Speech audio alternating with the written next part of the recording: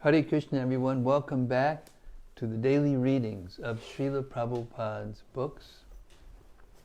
Prabhupada is taking us on this epic journey down the path of Srimad-Bhagavatam back to Golden.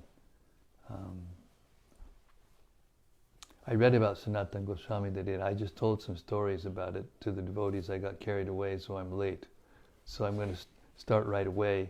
But just to say that Sanatana Goswami's relationship with Lord Chaitanya was very intimate, to say the least. And so he glorified the Bhagavatam under the direction of Chaitanya Mahaprabhu. And it came out, Srimad-Bhagavata Mahima Stotram. And we hear it every day. And it goes like this. Sarva Shastabdipi Yusha, Sarva Vedaika Satpala, Sarva Siddhanta Ratnaja, Sarva Lokaika Drikprada. O nectar from the ocean of all scriptures, singular fruit of all the Vedas, rich mine of the precious gems of all conclusive truths, you are the only giver of sight to all the worlds. Sarva Bhagavata Prana, Srimad Bhagavata Prabhu, Kalidvan Dodita Ditya, Shri Krishna Parivartita. O life air of all the Supreme Lord's devotees, O Master, Srimad Bhagavatam, you are the sun risen in the darkness of Kali. You are the exact image of Shri Krishna.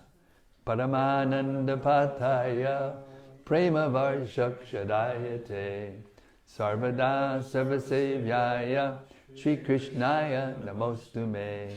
I bow down to you, who are supremely blissful to read. Your every syllable pours down a flood of prema. You can always be served by everyone. You are Shri Krishna himself. Madeka Bando Matsangin, Madguro Man Mahadana, Man Nistadaga Mad Bhagya, Mad Ananda Namostute.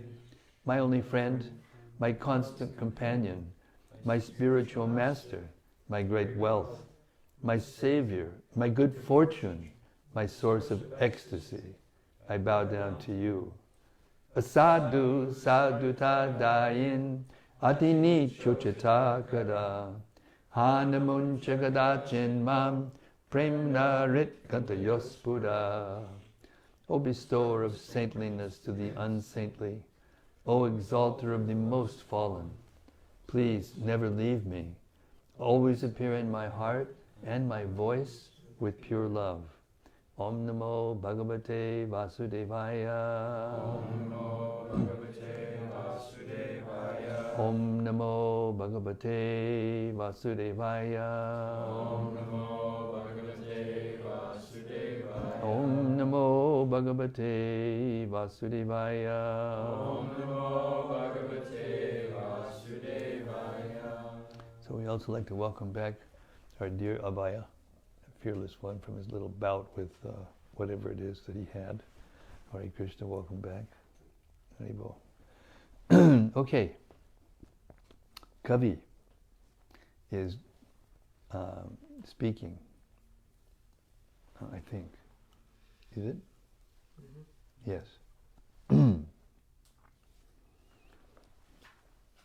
Text 36, Chapter 2, Canto 11, Srimad-Bhagavatam.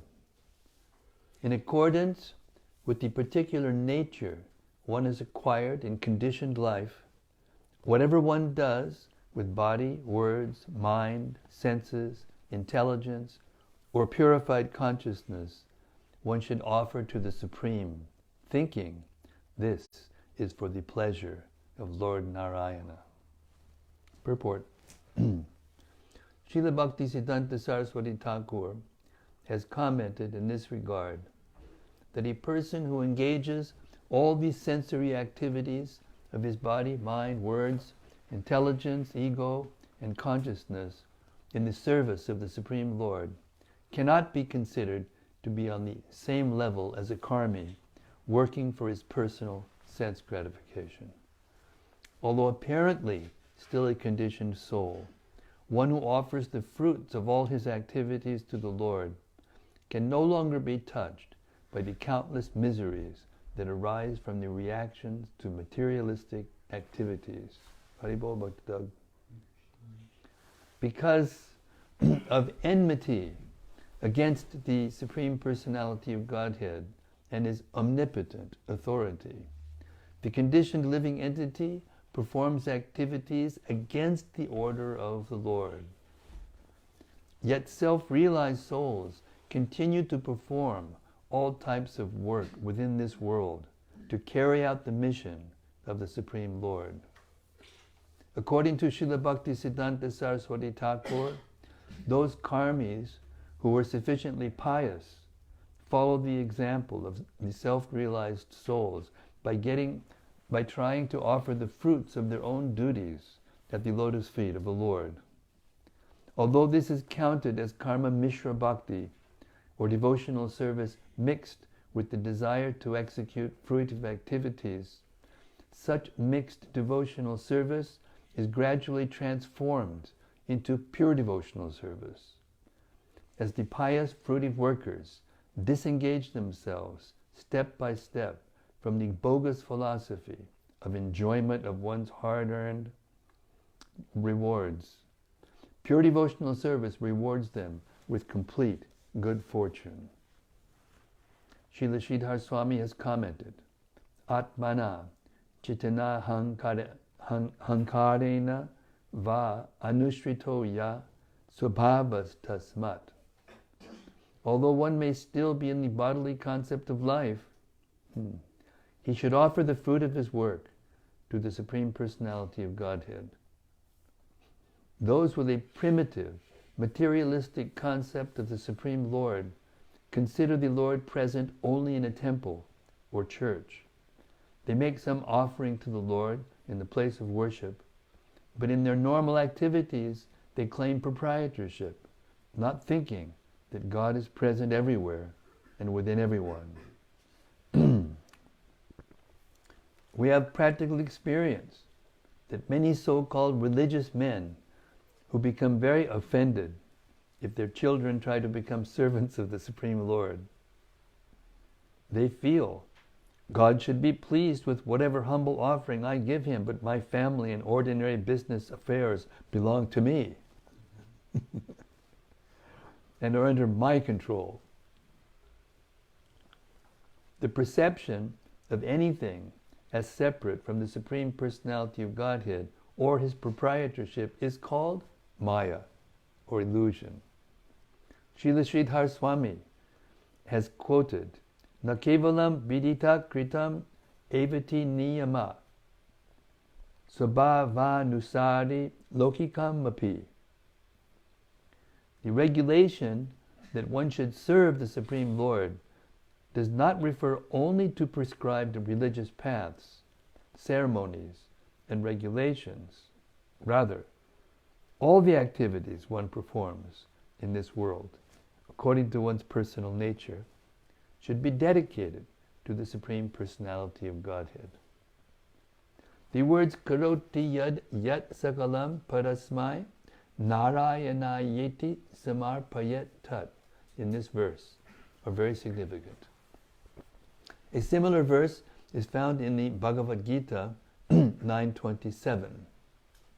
Yat karoshi yadashnasi yaj chahosi dadasi yat tapasyasi kaunteya tat karushva manarpanam.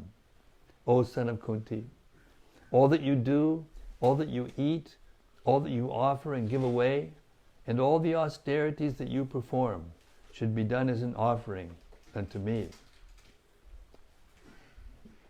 The objection may be raised. Since our ordinary activities are performed with a material body and material mind, not by the spirit soul, how could such activities be offered to the Supreme Lord, who is completely transcendental to the material world? Do you have a capital in the book? Is it capital since? Is there some kind of quotation marks or something there? No.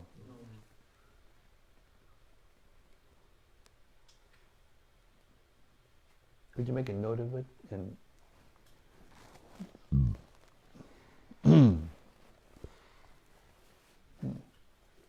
how can such activities be considered spiritual? In answer to this, it is stated in the Vishnu Purana 3.8.9. Varnashama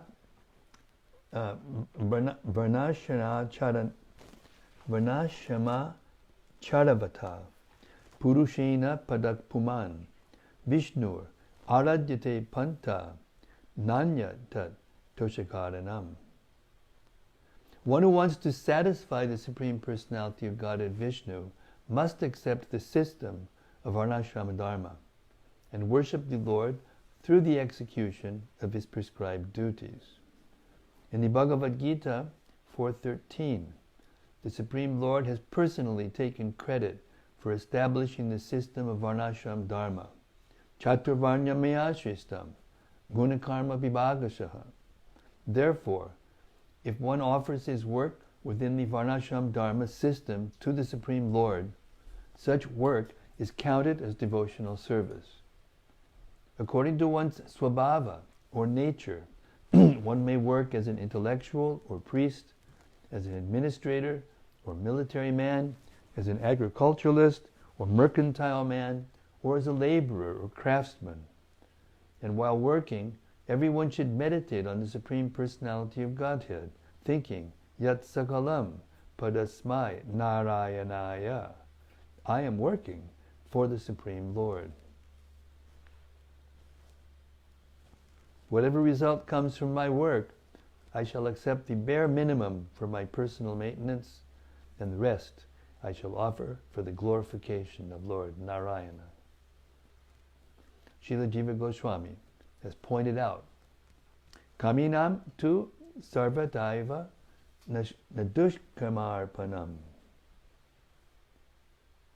One cannot offer dushkarma, or sinful, wicked activities to the Supreme Personality of Godhead. The 4 pillars of sinful life are illicit sex, meat eating, gambling, and intoxication. Such activities are never acceptable as offerings to the Supreme Personality of Godhead.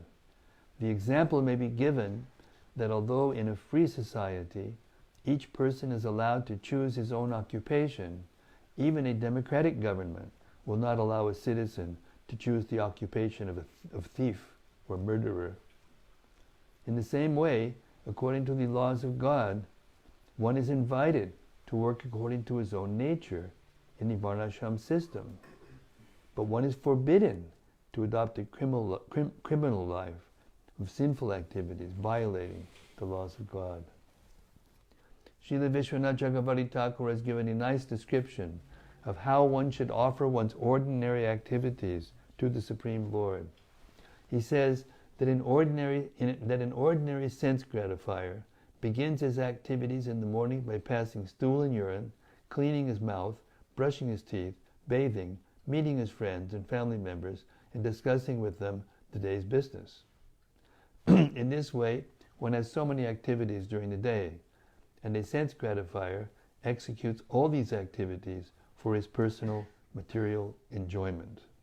A karmi, on the other hand, working under the jurisdiction of the Karma Kanda section of the Vedas, will perform the same activities for the pleasure of the demigods and his forefathers. Thus, according to Srila Vishwanath Chakravarti Thakur, a devotee of the Supreme Lord Narayana should similarly perform all his daily activities for the pleasure of the Supreme Lord. In this way, everything we do throughout the day will become bhaktyanga. Oh, I like that, bhaktyanga. What's your name? Bhaktyanga. Nice. In this way, everything we do throughout the day will become bhaktyanga, or a supplementary aspect of our devotional service to Krishna. It should be understood that as long as one identifies oneself in terms of the Varnashram Dharma system, rather than as part and parcel of Krishna, one is still on the platform of ahankara, or false ego, because The Varnashram system is designed according to the modes of nature acquired by the living entity through his material body. But the Acharyas have emphasized in their commentaries on this verse that such a false ego, by which one identifies oneself as a Brahmana, Kshatriya, Vaishya, Shudra, Sannyasi, Grihastha, and so on, should also be offered to the Supreme Personality of Godhead. According to Srila Jiva Goswami, when one becomes very much attracted to hearing and chanting about the Supreme Lord, well, I'll hear that one all day. According to Srila Jiva Goswami, when one becomes very much attracted to hearing and chanting about the Supreme Lord, and not merely offering him the fruits of one's work, one has attained the stage called Sarup Siddhi Bhakti, or the stage in which actual devotion becomes visible. Is that nice or what? Is that too nice or what? By doing what we're doing right now, our actual devotion is becoming visible. How encouraging is that? Okay? The example may be given that although any good citizen will pay his taxes to the government, he may not necessarily love the government or its leaders. Similarly, a pious living entity can understand that he is working under the laws of God, and therefore, in accordance with Vedic injunctions or the injunctions of other scriptures, he offers a portion of his assets to the Supreme Lord in religious ceremonies. But when such a pious person actually becomes attached to chanting and hearing about the personal qualities of the Lord, and when love thus becomes visible, he is considered to be reaching the mature stage of life. In this regard, Srila Jiva Goswami has quoted several verses that very nicely show the development of love for Godhead. Anena durvasana dukkha darshanena sakaruna maya karunam karotu. May the merciful Lord show mercy on me by demonstrating the misery created by sinful desires. Oh, write that one down in your notebooks. Anena durvasana dukkha darshanena sa karuna maya karunam karotu. May the merciful Lord show mercy on me by demonstrating the misery created by sinful desires. Ya pritir avivekanam vishayesha napayani tvam anusmaratak same ridayan na pasarpatu. Unintelligent persons have unflinching affection for the objects of sense gratification. We'll hear that one again. Unintelligent persons have unflinching affection for the objects of sense gratification. It's not just a matter of transferring your unflinching affection from the objects of sense gratification to Krishna. There you have it, in a nutshell. Similarly, may I always remember you, so that the same attachment applied to you never leaves my heart. Vishnu Purana 120:19. Yuvatinam yata yuni, yunam cha yavatau yata, mano bidabite tadvam, mano me ramatam tvayi. As the minds of young girls take pleasure in thinking of a young boy, and those of young boys take pleasure in thinking of a young girl, may my mind take pleasure in you. Mama su karmani dushkarmani chayad raga samanyam tad sarvato bhavina bhagavat vishayam eva bhavatu. Whatever attraction I have for pious or sinful activities, let that attraction be wholeheartedly invested in you. Hare Krishna. Text 37. Fear arises when a living entity misidentifies himself as the material body because of absorption in the external, illusory energy of the Lord. When the living entity thus turns away from the Supreme Lord, he also forgets his own constitutional position as a servant of the Lord. This bewildering, fearful condition is effected by the potency for illusion called Maya. Therefore, an intelligent person should engage unflinchingly in the unalloyed devotional service of the Lord under the guidance of a bona fide spiritual master, whom he should accept as his worshipable deity and his very life and soul. Purport. What a verse, huh? Vayam, oh yeah, this is a famous verse. Vayam tvitiya biniveshatak syad ishad apetasya viparyayo smritihi tan mayayato buddha abhajetam bhakjai gayesham gurudevatatma.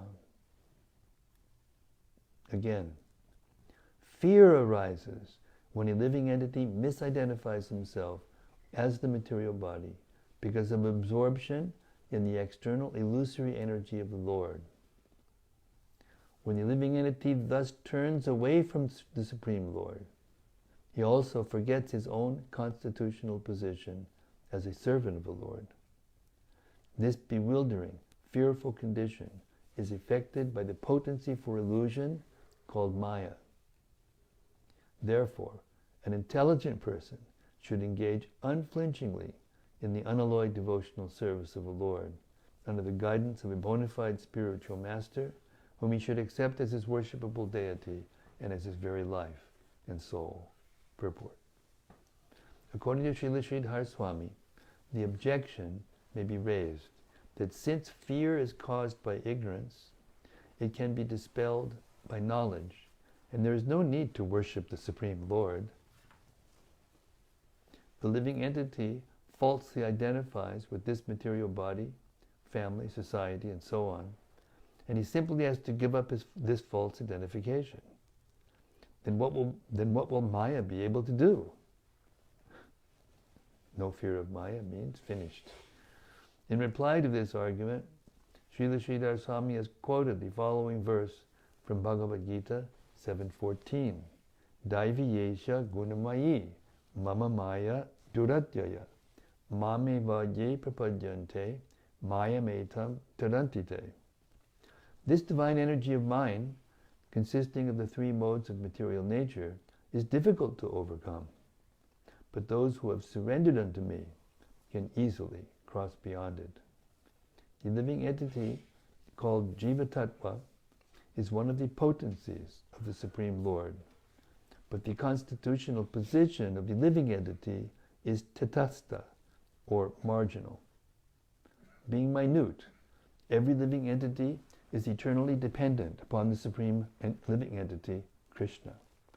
This is confirmed in the Vedic literature as follows. Nityo nityanam, chaitanas chaitananam, eko bahunam, yo vididati kaman. Among all the eternally conscious beings, there is one supreme, eternal living being who is supplying the needs of all the innumerable others. Katha Upanishad 2.1.12. Krishnadas Kaviraj has stated, Ekale Ishvara Krishna Arasabha Britya. Krishna is the only independent controller. All other living entities depend upon him. C.C. Adi 5.142. Just as the finger is part and parcel of the body, and therefore must always be engaged in bodily service, we as parts and parcels of Krishna, Mamaivangsho, Jivaloke, Jivabhutak, Sanatanaha, have the eternal duty, Sanatan Dharma, of engaging in the unalloyed service of the Lord. The potency of the Lord that enlightens us in the Lord's service is called Chit Shakti. Srila Bhaktisiddhanta Saraswati Thakur comments that when the living entity develops a spirit of independence, he is forced to come to the material world, where he enters into various types of petty and undesirable behavior that create a fearful situation for him. The Bahiranga Shakti, the illusory potency of the Supreme Lord, covers all trace of the Chit Shakti and imposes one material body after another upon the living entity for his gross sinful enjoyment. As further punishment, the living entity who has given up his loving relationship with Krishna loses all power to perceive the eternal blissful form of the Supreme Lord, who is his actual shelter. Instead, the living entity becomes attached to many temporary, phantasmagorical forms, such as his personal body, the bodies of his family members and friends, his nation, his city, with its buildings and cars, and innumerable types of ephemeral material scenery. Innumerable types of ephemeral material scenery. In such a state of gross ignorance, the idea of returning to one's original identity no longer even crosses the mind. By the laws of God, the three modes of material nature are constantly in conflict, as stated in the Bhagavad Gita. This conflict is described in many places in the Bhagavatam as guna vyatikaram. When the living entity is bewildered by the interactions of the modes of material nature, he comes to the conclusion of relativity and assumes that God and worship of God are simply byproducts of the relative, contradictory interactions of nature's modes. Sound familiar? Oh yeah. That's what I was taught my whole life. In the name of anthropological, sociological, or psychological perspective, the living entity falls deeper and deeper into the darkness of materialistic ignorance, dedicating himself to mundane piety, economic development, sense gratification, or speculation in which he regards the Absolute as lacking variety and personality, which he assumes to be products of the interactions of nature's modes. In other words, he talks himself into it, the falsity that there's no way out. The illusory potency of the Supreme Lord is duratyaya. It is impossible to engage without the direct mercy. It is impossible to escape without the direct mercy of Krishna. Mami bhajye prapadyante mayam etam tarantite. The example may be given that when the sun is covered by clouds, no man-made apparatus can remove them from the sky. But the sun itself, which created the clouds, can immediately burn away the cloudy covering and reveal itself. Similarly, when we become covered by the illusory potency of the Lord, we identify with our temporary material body, and thus we are always in fear and anxiety. But when we surrender to the Lord Himself, He can immediately free us from this illusion. The material world is padam, yad, bipadam. It is dangerous at every step. When the living entity understands that he is not the material body, but an eternal servant of God, his fear is vanquished. As stated by Srila Vishwanath Chakravarti Thakur, Atra bhaktai sansara bandham na bedamyam sahi bhaktao pravartamanasya swata eva payati. In this Bhagavad Dharma, Devotees have no need to fear the bondage of material existence. That fear goes away of its own accord for one who engages in devotional service.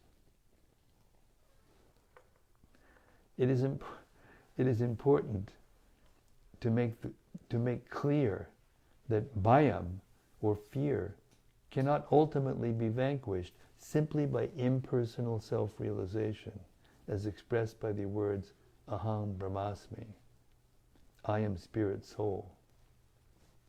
In Srimad-Bhagavatam 1.5.12, Narada Muni says to Vyasadeva, Naishkarmyam apyachutta bhava varjitam nashobhade. Mere naishkarmyam, or cessation of material activities, and repudiation of the bodily concept of life cannot ultimately save one. The living entity must find a superior shelter on the spiritual platform. Otherwise, he will come back to the fearful situation of material existence. That is stated in Shastra. Aruya krich trena padam padam tatak padantyado nadrita yushmad angrayaha. Bhagavatam 10.2.32. Although one may with great labor and effort struggle up to the Brahman platform, klesho dikadadastesham avyakta sakta chetasam, if he does not find a suitable shelter, he will come back to the material platform. His so-called liberation is vimuktamana, liberation by imagination. The living entity is by nature pleasure-seeking, anandamaya. Now we are suffering because we are falsely seeking pleasure on the material platform. And as a result, we are becoming entangled in the painful complexities of material existence. But if we try to give up the pleasure-seeking propensity altogether, we shall eventually become frustrated and return to the platform of material pleasure-seeking. Although there is eternal existence on the Brahman platform of impersonal realization, there is no ananda. Variety is the mother of enjoyment. In the Vaikuntha planets, there is actual spiritual ananda. Krishna is there in his ecstatic spiritual form, surrounded by his blissful associates, all of them eternally full of bliss and knowledge. They have nothing to do with material existence. In the spiritual planets, even the scenery and birds and animals are fully conscious of Krishna and are absorbed in transcendental bliss. Yadgatva nani vartante taddama paramam mama. Bhagavad Gita 15.6. One who goes to the blissful spiritual planet of Krishna will be fully satisfied and never come back to the material platform. Therefore, Vishwanath Chakravarti Thakur has said, Kim chatra bhaktai sansara bandhan nabetavyam. Only the bhakta actually becomes free from fear, abhaya. In this connection, Srila Bhaktisiddhanta Saraswati Thakur has emphasized the necessity of accepting a bona fide spiritual master who is Vrajendra Nandananda Preshta, the dearmost servitor of the son of Nanda Maharaj, Krishna. The bona fide spiritual master is completely free from envy of other living entities, and therefore he freely distributes knowledge of devotional service to the Supreme Personality of Godhead. When the living entities who are inimical to the service of the Lord somehow hear this knowledge submissively, they become free from the illusory potency of the Lord, which has covered them and thrown them into various miserable species of life. According to Srila Bhaktisiddhanta Saraswati Thakur, by the mercy of the spiritual master, the faithful disciple gradually realizes the transcendental position of Lord Narayana, who is served with great awe and reverence by hundreds and thousands of goddesses of fortune. As the disciple's transcendental knowledge gradually increases, even the Paramaishvarya, or supreme opulence of the Lord of Vaikuntha, becomes pale in the light of the beauty of Govinda, Krishna. Govinda has inconceivable potency to enchant and give pleasure. And by the mercy of the spiritual master, the disciple gradually develops his own blissful relationship, rasa, with Govinda. Having understood the blissful pastimes of Lakshmi Narayana, Sri Sitaram, Rukmini Dorkadish, and finally Lord Krishna himself, the purified living entity is given the unique privilege of participating directly in the devotional service of Krishna, who becomes his only object and shelter.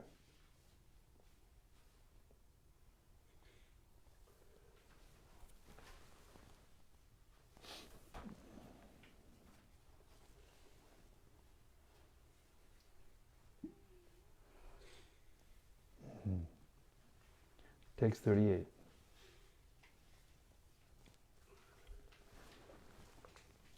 Although the duality of the material world does not ultimately exist, the conditioned soul experiences it as real under the influence of his own conditioned intelligence. This imaginary experience of a world separate from Krishna can be compared to the acts of dreaming and desiring. When the conditioned soul dreams at night of something desirable or horrible, or when he daydreams of what he would like to have or avoid, he creates a reality that has no existence beyond his own imagination. What a description of Maya that is. Let's hear that again. Would it be okay? It's okay?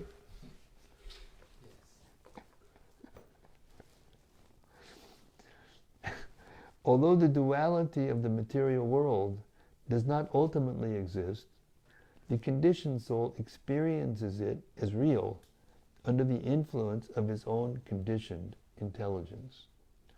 This imaginary experience of a world separate from Krishna can be compared to the acts of dreaming and desiring. When the conditioned soul dreams at night of something desirable or horrible, or when he daydreams of what he would like to have or avoid, he creates a reality that has no existence beyond his own imagination. The tendency of the mind is to accept and reject various activities based on sense gratification.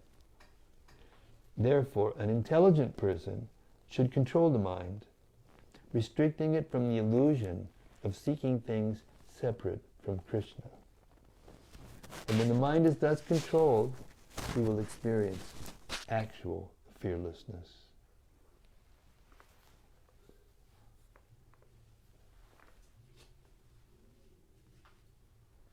Evidyamano pyavabhati hidavyo dvayo yatur diya swapna manorathavyata. Swapna manorathavyata. Dream in the mind, imagination. Okay, purport. Although the conditioned mind is bewildered by the object of sense gratification offered by Maya, illusion, if one takes to the unalloyed devotional service of the Lord, such material sense gratification gradually dissipates, for it is merely a mental concoction of the conditioned soul. Srila Sridhar Swami has emphasized by the words avyabhicharini bhakti that one cannot dissipate the illusion of material sense gratification unless one takes to the unalloyed devotional service of the Lord. when Prabhupada got off the boat? Remember that? He got off, he did, before he got off the boat was coming in Boston Harbor, and he saw this big sign, unalloyed steel. And he said, yes, that's it, unalloyed. And then he went from there, he thought, look at it, it's unalloyed sense gratification. And he got a whole train of thought that carried him into his beginning of his preaching to the West, isn't it? So brilliant, Prabhupada, so brilliant. Sure. Srila Sridhar Swami has emphasized by the words Avyabhicharini Bhakti that one cannot dissipate the illusion of material sense gratification unless one takes to the unalloyed devotional service of the Lord. As Srila Rupa Goswami has stated, Anyabhilashita shunyam jnana karma janavritam anukul yena krishnanu shilanam bhaktir uttama. Unalloyed devotional service cannot be mixed with material sense gratification or mental speculation. The servant must act only for the satisfaction of the master. Similarly, Lord Krishna states in the Bhagavad Gita, Mamikam Sharanam Braja. One must see only Krishna everywhere and must act exclusively for the satisfaction of Lord Krishna, the eternal master of every living entity. Srila Madhvacharya has quoted several verses from the Harivangsha illustrating that the living entity, bewildered by identifying with his material body, home, family, friends, and so on, and thus entangled in the cycle of birth and death, accepts phantasmagoria as reality. According to Srila Jiva Goswami, Shavana Kirtanadi Lakshana Matratvam Yatona Vyahanyita. If one seriously desires to vanquish the duality of material illusion, one must accept the process of chanting and hearing the glories of the Supreme Lord. Haribo! Sri Chaitanya Mahaprabhu also cited the following Vedic verse. I couldn't help but think during that one part, it's easy for the mind to think, yeah, but if I give everything to Krishna, what about me? I mean, it's only for his pleasure, then what am I left with? But we forget that by doing that, because you're in your actual position, then you become happy. You taste pleasure. You taste real pleasure. Until you do that, you cannot taste real pleasure. So it's not that you just give everything to Krishna, nothing for you. You get everything. Because you get... Go ahead. Yes. Correct. Thank you. Harir Nama, Harir Nama, Harir Nama eva kevalam. Kalo nasteva, nasteva, nasteva, gatir anyata. According to the Vedic literatures, the living entities of this Kali Yuga are very feeble in their power to understand spiritual knowledge. Any arguments about that? I don't think so. According to Vedic literatures, the living entities of this Kali Yuga are very feeble in their power to understand spiritual knowledge. Manda sumanda batayo, manda bhagya upadrutaha. Their minds are always disturbed, and they are lazy and misguided by so many bogus leaders. They are further described in the Bhagavatam 1.4.17 as nisatvan, impatient and impious. Durmedan, possessed of weak intelligence, and rasita yusha, very short-lived. Therefore, one who seriously wants to overcome the ignorance of material life must surrender to the process of chanting and hearing the holy name of the Lord. Hare Krishna, Krishna Krishna, Hare Hare, Hare Rama, Rama Rama, Hare Hare, Gaur Premanandi, Hare Hare Bo. As well as reciting and rendering submissive oral reception to the transcendental literatures presented by the Lord, such as Bhagavad Gita, Srimad-Bhagavatam, and Chaitanya Charitamrita. Plaster the walls. Plaster the walls. It should be understood that the living entity is completely spiritual and never actually becomes mixed with material energy. Asango yayam purusha. According to Srila Jiva Goswami, tasmin shuddhe pi kalpyate. Although the living entity is Shuddha, pure spirit soul, he imagines that he is a material creation and thus entangles himself in the network of illusion called Dehapatya Kalatradi. 214 Bhagavatam. Srila Vishwanath Chakravarti Thakur has used the word manasa pratyaksha to describe the experience of material life. Manasa pratyaksha means that which is experienced only within the mind.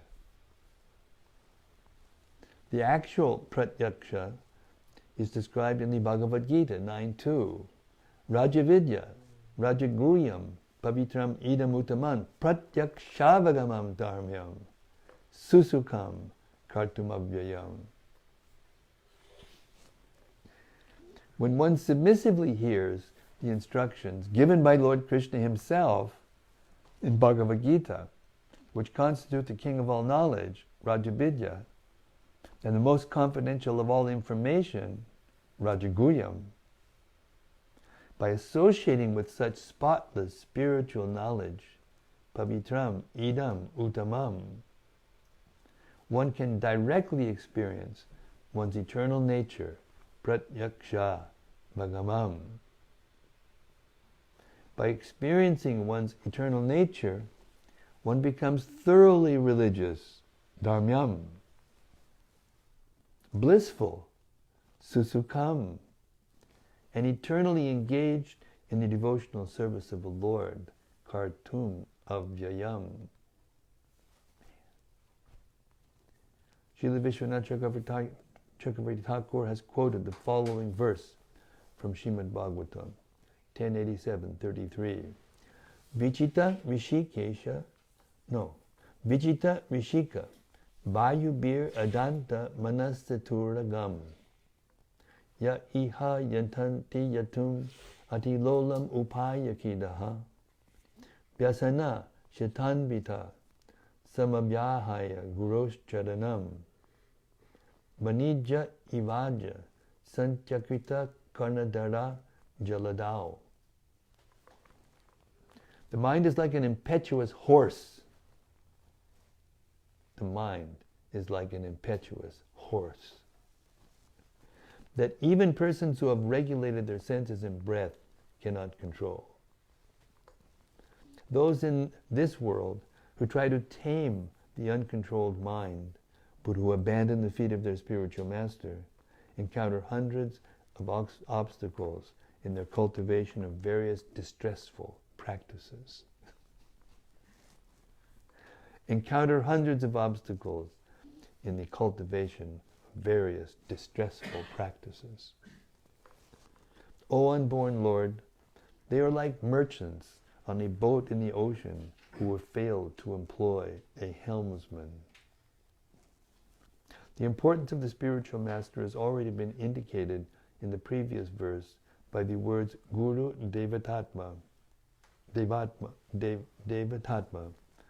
unless one accepts a bona fide spiritual master in the authorized parampara as one's worshipable deity in life and soul, there is no question of controlling the mind or overcoming the duality of material life. Excuse me.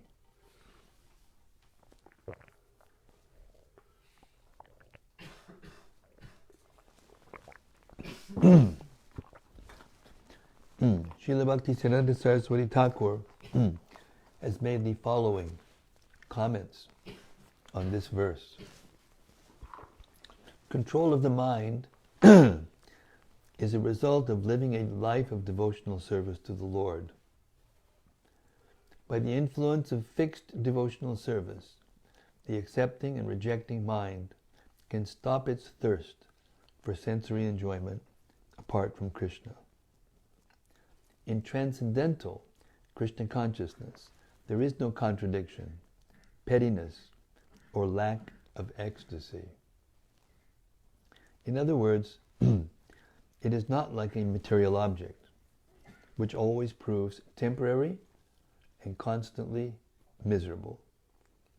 Having forgotten Krishna, the conditioned living entity is suffering the misdirection and perversion of his own so-called intelligence. The living entities are fragmental parts of the supreme shelter, Krishna, but having fallen from Krishna's kingdom of spiritual pastimes. Because of forgetting the Supreme Lord, they become prone to sinful life and turn their attention to dangerous material objects, which fill them with constant fear. If one desires to subdue the mind, which is constantly engaged in the duality of mental concoction, one must take to the devotional service of Lord Krishna. Hare Krishna. We'll stop there. Pretty rich. It's like taking a chocolate cake that's nothing but chocolate. It's like you can't, it's like, what? Okay. Yes, Prana, start us off.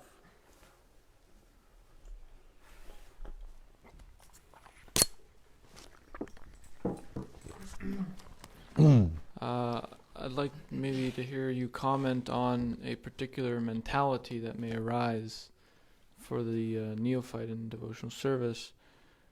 One might think that, I'm practicing devotional service, I'm chanting, going to the temple, etc., doing service, and I'm not feeling this happiness, or I'm not feeling the symptoms that we just heard.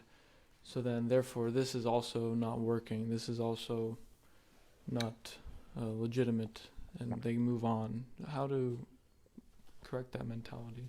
Well, we just heard how many purports? 36 to 39, 36, 37, 38, 39. We just heard 4 purports, only 4, that took us an hour to read, which explains exactly that.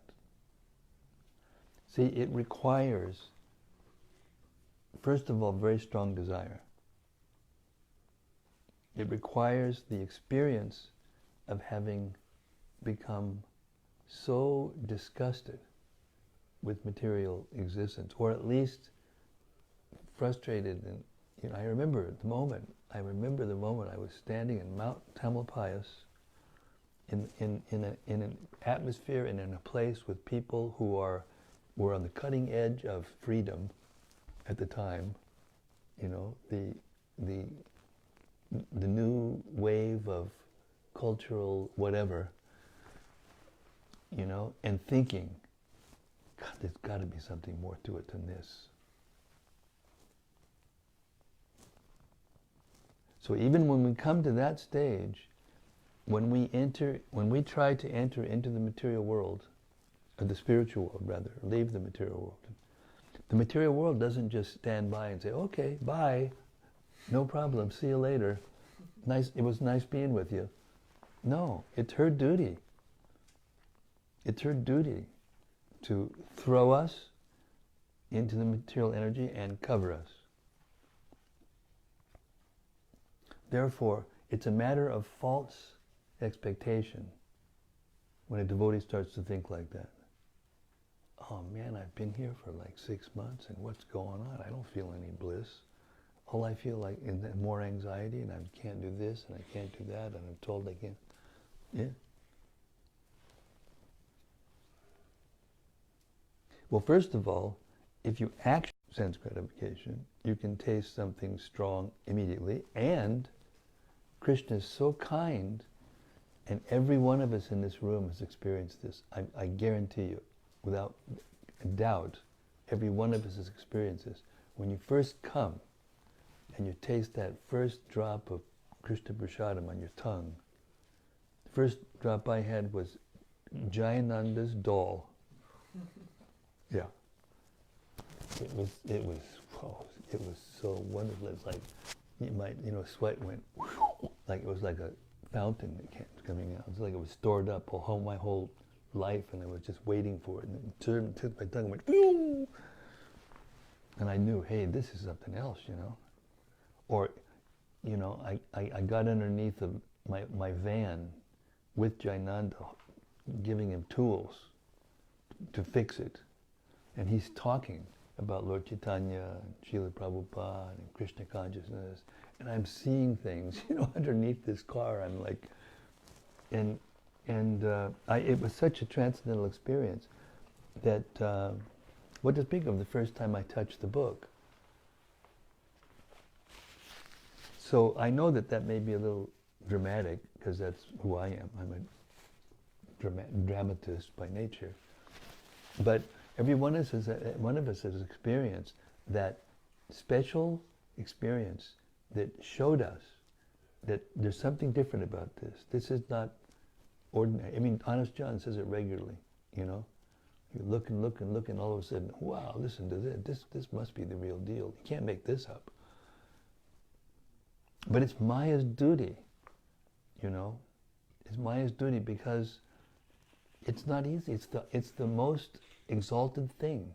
It's the hardest thing to get, And you can't expect it to be easy. And when you expect it to get easy, that's a false expectation. Rather, we should be thinking, my God, finally, even if it takes me, 1 billion births, who cares?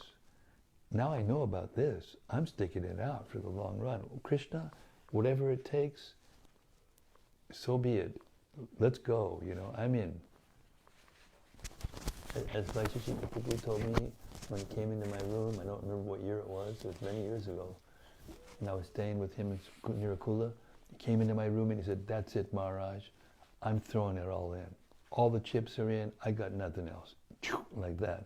And from that day on, he was like, he was already, going at like, I don't know, Mach speed, 110. He went from 1 to 10 Machs in 1 minute, just whoosh. And you could see it happening. But we have false expectations. We're thinking we're going to be like Rupa Goswami, or Sanatana Goswami, or, Gandhari, or, Kunti, or somebody, And it doesn't happen in 6 months, or a year, or 2 years, or 10 years, or 20 years, or 30 years, or 40 years, and you don't even know what that's like yet.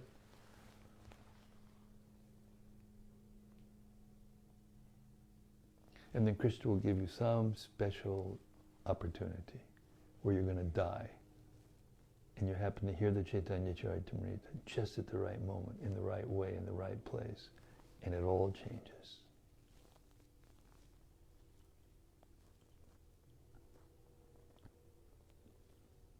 So Prabhupada gave us a formula for this.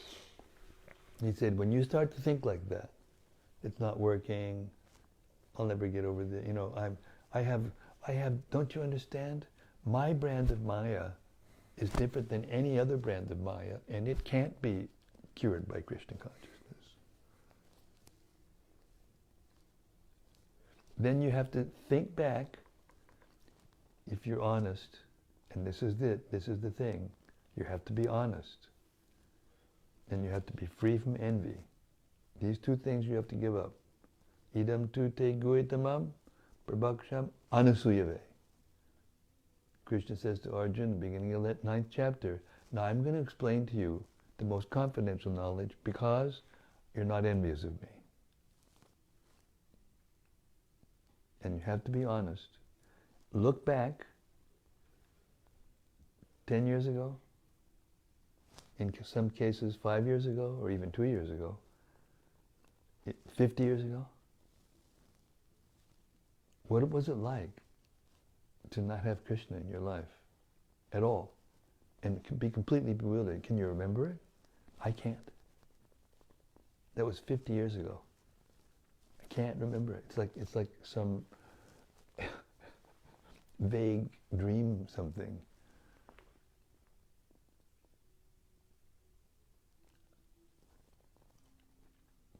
But if you can remember it, then you can say, oh, right. And I'm a lot better now, even though it's not so good, but it's a lot better than not knowing Krishna at all. And then just use your intelligence and look into the future. And if I keep doing what I've been doing, I'll end up happy. That's real expectation.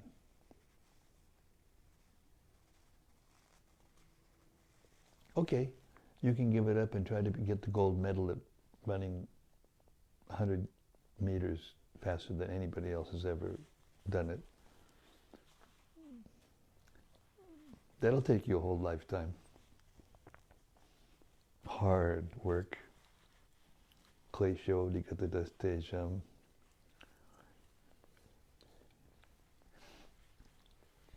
So we're so fortunate.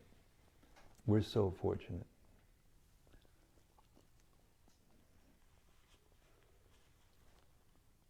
That's the train of thought. Hare Krishna. That's as good as I can do. Sorry. Thank you.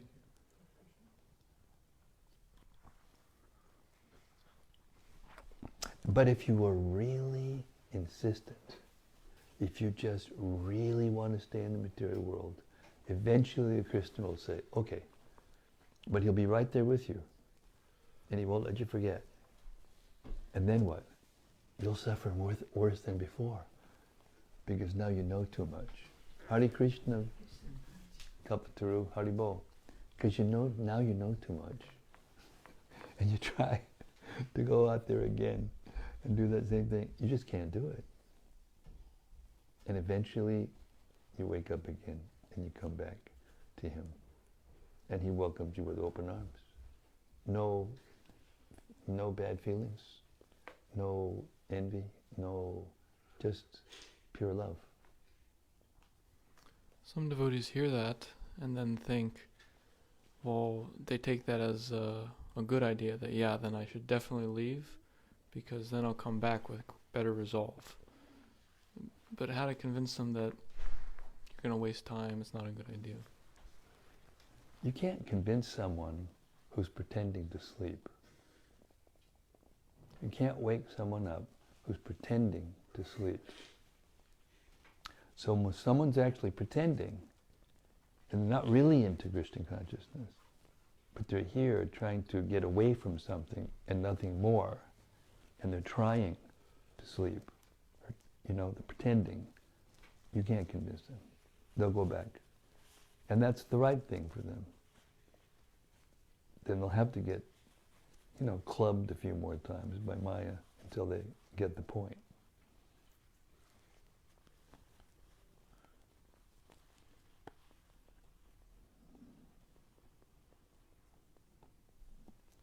Everyone in this material world is getting exactly what they deserve. Not a penny more or a penny less at every instant.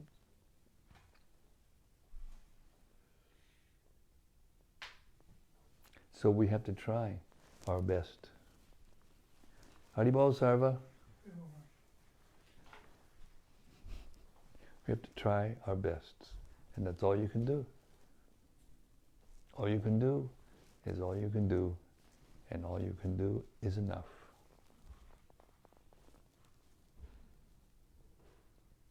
So it's painful, that's what, I just read it. Lord Chaitanya came to Haridas Thakur. My dear Haridas, how are we going to deliver the fallen souls? They're suffering so much, I can't tolerate, I'm in such anxiety. And Haridas Thakur said, my Lord, please, don't be in anxiety. And Prabhupada said in the purport, that is service. That is service. We can come to the platform of trying to relieve the anxiety that Lord Chaitanya feels, seeing the conditioned soul suffering in this material world, then one becomes a confidential servant of Krishna. And then Lord Chaitanya asked, but what about the non-moving living entities? And Haridas Thakur said, my Lord, you've already delivered them. Don't you remember? When Vasudeva Datta asked you that question, that begged for that benediction, that please deliver all these conditioned souls, and if you feel that the karma needs to be paid, I'll stay here by myself and take it all. Lord Chaitanya started to cry. And he said, Vasudeva Datta, your desire is so pure. It's done. Just by you desiring it, it's done. It's so pure. And so Haridas Thakur was like convincing Lord Chaitanya, you accepted that, didn't you? Didn't you? And Lord Chaitanya, he was really pleased, but he never brought it up again. And then then Lord Chaitanya made the point, he said, yeah, but then what happens if all the living entities get liberated, then what? There's no material no material world. And Haridas Thakur said, no, by your incredible, unlimited mystic potency, they all go back, and then it fills back up again. Because there's a whole line, there's like waiting line, souls wanting to get into the material world. And Lord Chaitanya was in ecstasy, but he never brought it up again, because it was true. And that, to understand that, is not possible. And if you think, okay, you can't explain it, you can't, by mechanical means, I can't stay here, I have to go, then that's it, that's poetic justice. Therefore, Jiva Goswami said, if you cannot actually accept the concept of achintya, that Krishna is actually achintya, he's inconceivable, and he can do anything, then you can't understand Krishna. None of us can understand Krishna completely. Even Lord Brahma, the most intelligent person in the universe, he said, let them think that they understand Krishna. I studied the Vedas 3 times completely, and I'm telling you, I can't understand Krishna. And then from time to time, Krishna has to show him again that he can't understand him. He's so smart.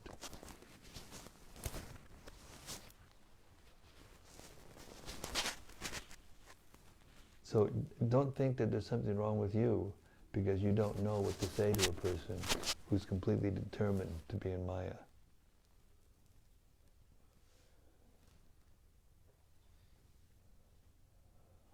There's nothing wrong with that.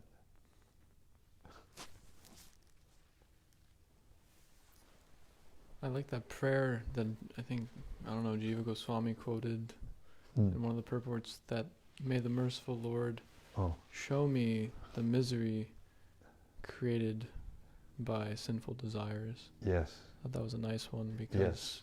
Yeah, I don't know what I'm doing up here saying, because we just heard it all. These purports just answered all those questions in the most wonderful way. If you're honest and sincere and reasonable, you'll accept. And if you're not, that's what you need. You need a little bit more, sauce from Maya before you can come and take it.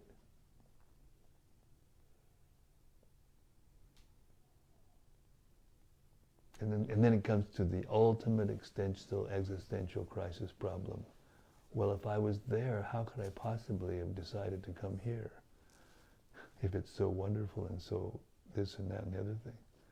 No, it's there inside the soul, the independence to say, the independence to choose is there. You never, even when you're in the spiritual world, you still have the capacity to come here again. But you don't. Once you've come here and tasted this and get that experience under your belt,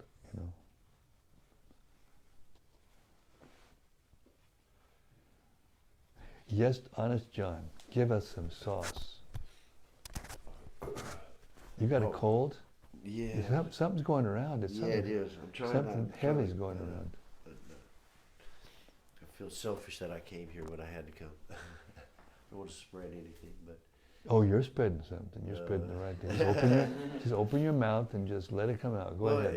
I was just thinking about when he was talking about like devotees that, you know, you're trying to say something to them and trying to keep them in the fold, so to speak. And you can't say anything to them. They're bound and determined to do what they're going to do. We all have done that. We're all from the spiritual world. We've all came down here for some reason. So we've all strayed from the fold originally to get here. So, like you said, it's inside of us. It's our nature to do that. I don't know. I just got the feeling that, you know, I was thinking, I've seen that. Oh man, I feel sorry for that guy because he doesn't get it. But we all don't get it. We all came here to one degree or another. Yeah. Actually, the verse that was stated in the purport that said this very nicely was that, you know, the difference between us and God is one, and we're many. So everyone else except for Krishna, you know, is being maintained. He's providing everything for us.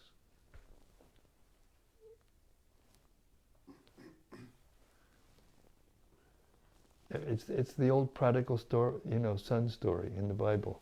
Same story, same exact story. Got a very opulent father and a good position, and he just goes and lives in the street because he just wants to be, you know, I don't know, because he's an idiot. What is it saying? Stupid is what stupid does. So just all we can do, it's like I said before, Vaisheshika Prabhu, this is one of his favorite sayings because he read a book, the title of the book was, all you can do is all you can do, and all you can do is enough. You can't do more than what you can do. And if you keep trying to do more than what you can do, you'll go bananas. And the whole world is gone bananas. A lot of berserkos, you know, or, you know, all of us right on the edge of doing something, you know, insane, just walking around trying and pretending like they've got it together, you know, it's like